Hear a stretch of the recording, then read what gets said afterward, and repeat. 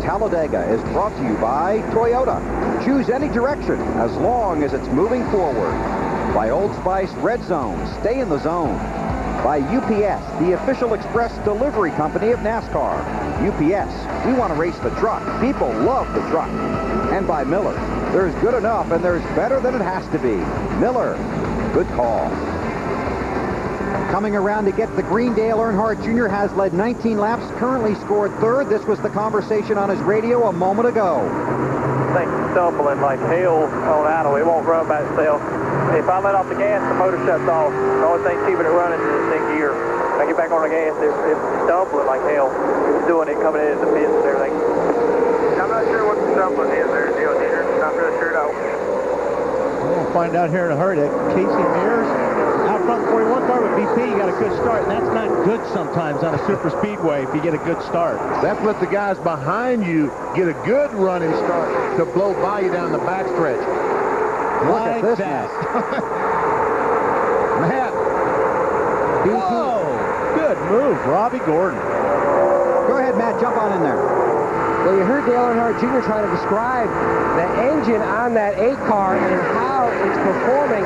Tony Eury Sr., the crew chief, told me he thinks there's possibly some debris in the lower side of the carburetor. They feel like a lap or two, they're going to know a lot more on whether that's going to be okay or not.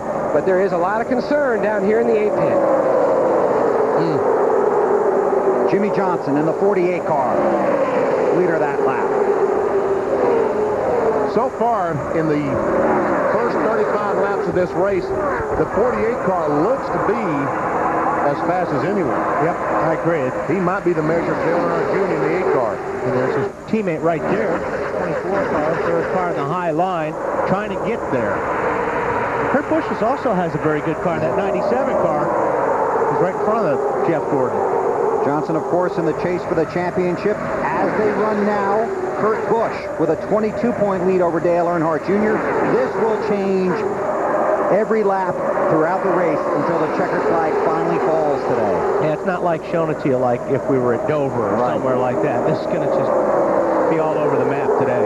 That 41 car of Casey Mears, painted pink this week, only it's not really paint now, is it, BP? No, it's a decal.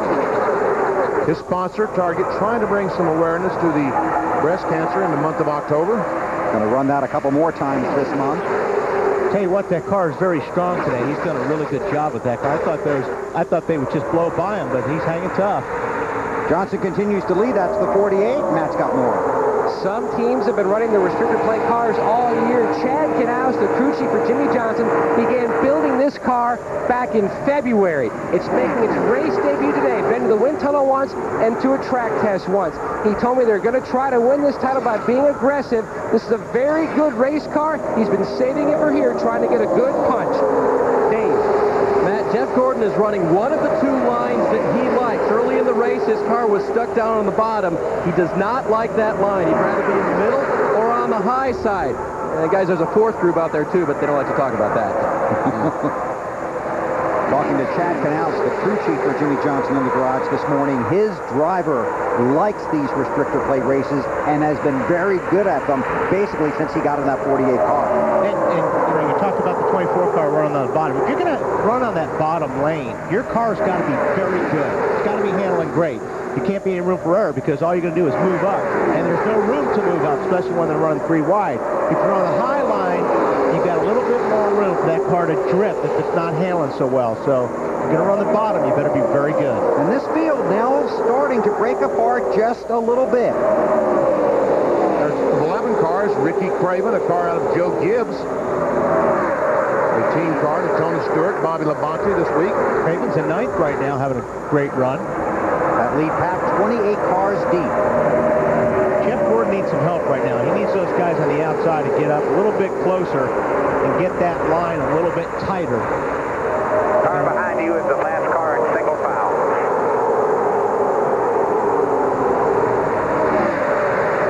See these cars in front, they've all gotten in line, and they're really using that draft to try to pull away from the big pack of cars. Let's go inside our Home Depot garage and talk about drafting just a little bit. As our car goes down the racetrack, it goes through the air, and you see what happens behind.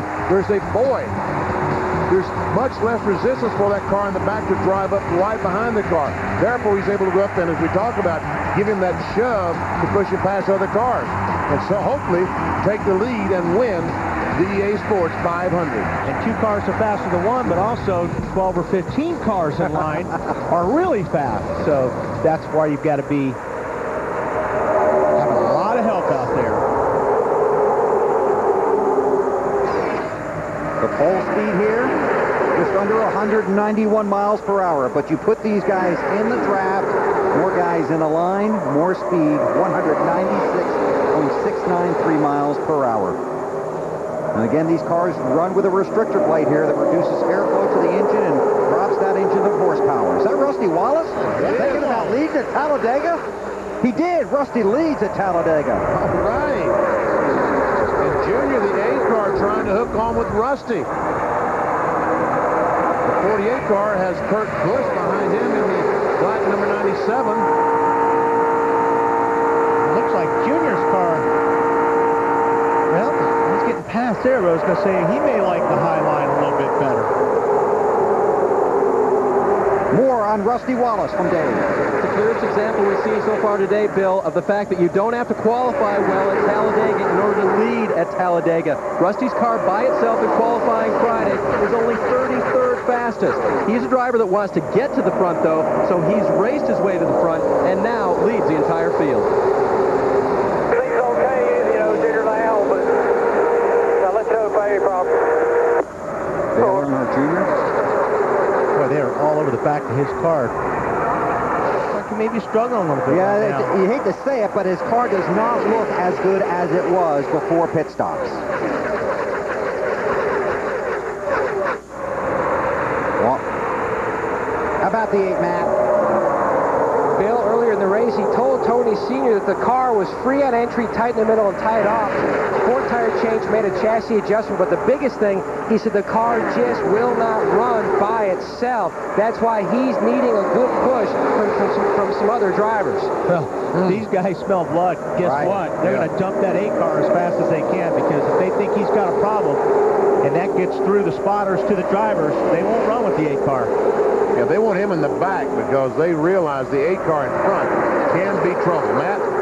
And Benny, that's what Jeff Gordon told me after he won his Daytona 500 back in 1999. He says, at that point, nobody would run with me. I couldn't get help from anybody. And like you mentioned, if the word gets out, which teams are listening to our broadcast, Junior may have a lot of work to do today. Take a look at the Wendy's race menu. Upcoming telecasts right here on NBC, your exclusive home for the chase for the Nextel Cup. We're in Kansas City next Sunday afternoon, then October 16th, under the lights in Charlotte. Then after that, the short track at Martinsville, then the blistering quick Atlanta Motor Speedway. That's the month of October, your Wendy's race menu right here on NBC. I saw, go ahead, BP. I just was going to say I saw Clay Campbell, the president of Martinsville, and Ed Clark, the president of Atlanta Motor Speedway, both here today watching this. Can't wait for these cars to come to their racetrack. Hey, I'm impressed with that 41 car right now. He's been in the middle. He's been in the thick of it. Doing a good job, Casey Mears. Now take a look at this. Rusty Wallace scored as the leader, but only got 13% of the vote in our Singular Wireless race poll. The poll must have happened when the 48 car was leading. Of course so. Do you hear that car bottom out up in the corner? 17 cars bottoming out, too, at Matt Kenseth. I've been watching that the last 5 or 6 laps. 44 laps on the board. Rusty Wallace leads them back to the start-finish line here at Talladega.